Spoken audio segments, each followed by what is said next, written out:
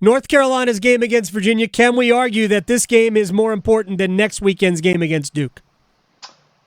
No, I think for Carolina to have a chance, they've got to win one of these two games. So I think they're probably, emotions aside and the feeling of, wanting to beat Duke for the feeling of wanting to beat Duke, from an NCAA selection perspective, I think they've got to win one or both of these. And they also can't lose to Florida State. Right. I would argue the must-win game of the three, of the last four games they played, Notre Dame, Virginia, Florida State, Duke, the two most important games are Notre Dame and Florida State. Because if you lose either one of those, you're cooked.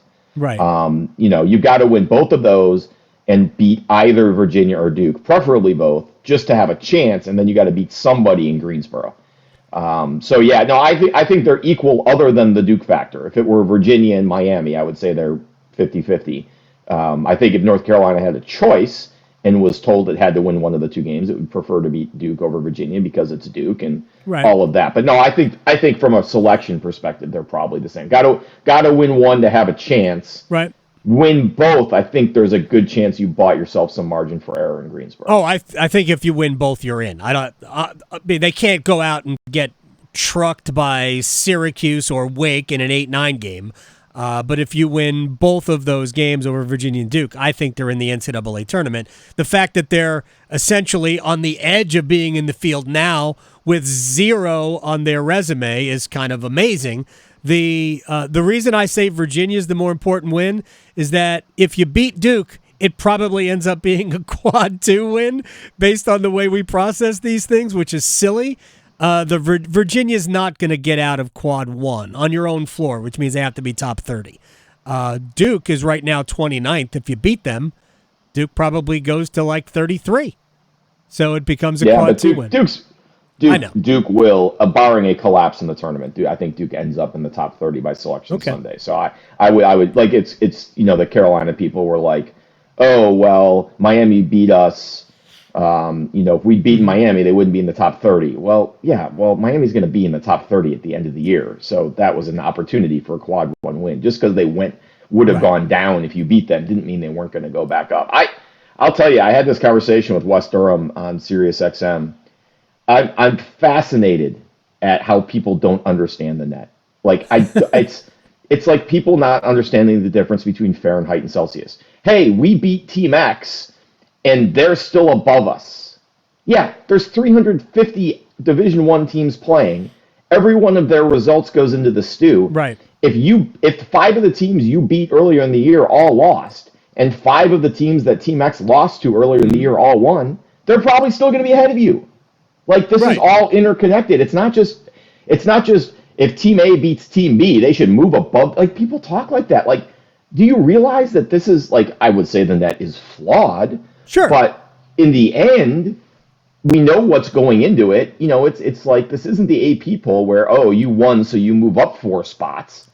It's all interconnected. Your win might be completely meaningless. It's just, the discourse over the net, especially coming out of Clemson, which played a garbage non-conference schedule and hasn't beaten a couple of bad games. South Carolina, has lost terrible games, had played a soft ACC schedule, has a couple good ACC wins, but is beaten up on the bottom half of the ACC, and then complains about the net. Like, geez, schedule somebody, play a game. Right. And the other part of it is, oh, we could win the league and not make the tournament. Oh. Look back to all those years that Clemson was 14-0 going into the ACC schedule and then lost 6 of its first 8 games in the ACC. Like, this is all the same stuff. Mm-hmm. Like, that hasn't changed. You still got to play people and beat people. You're playing the same lousy schedule you used to play. You're just not winning all the games. Here's my problem is not necessarily with the net itself, and it's been misconstrued, I think, and I probably have done a poor job of explaining what my overall issue is. It's how we apply it. So I don't think the net is dramatically different than the RPI, and the net numbers look very similar to KenPom, which look very similar to Bart Torvik. They all look about the same. They're all within the margin of error. My problem is that because we group these teams in certain groups, and I believe that the bigger problem for the ACC and how they look in terms of these power rankings isn't that we don't have a heavyweight, it's that we've got 5 historically bad teams in the league dragging us down enough where it makes the numbers like Miami, Duke, all around 30. Or even worse, you've got teams around 50 or around 75. I don't believe that there are, 80 teams better than Wake Forest. I don't. Right? But now without Damari Monsanto, we're going to see if they can hold it together. I think Wake's a good team. And they have been before the injury.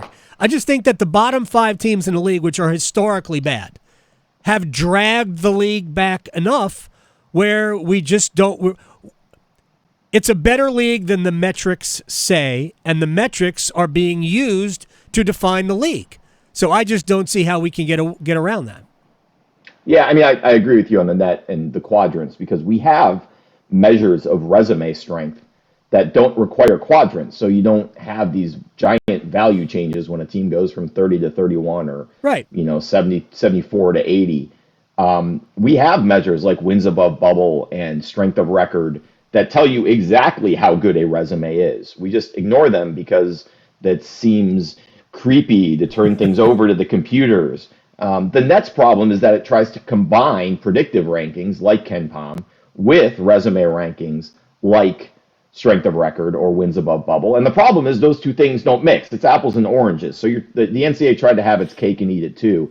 It tried to measure team strength and resume strength at the same time. And it just kind of is a mismatch, and then the quadrants make it worse. What they ought to do is pick a resume metric. I like wins above bubble. Strength of record is fine. You can do it however you want.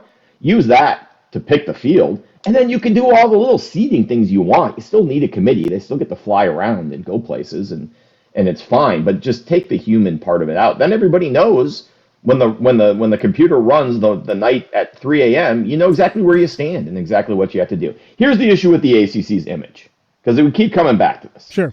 Non-conference play matters, because that's what sets the bar for everything.